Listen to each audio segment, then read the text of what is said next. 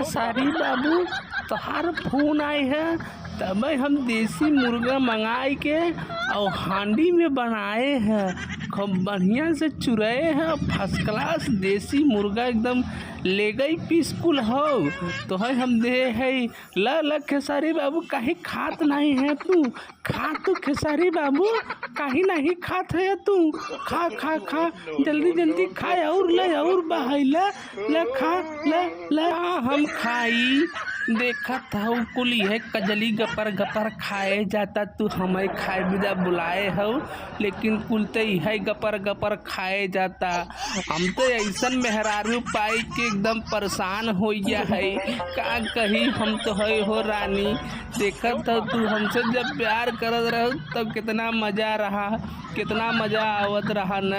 हाँ अरे हमें खाए दे जाता, तू सब ही कबर कबर बकर बकर करे है, तू सब खाऊ में हमें पल्ले मचाए दे है। कितना टेस्टी लगता है ये मुर्गा, तू सब कहत है कि हम मजे मजे खाते हैं।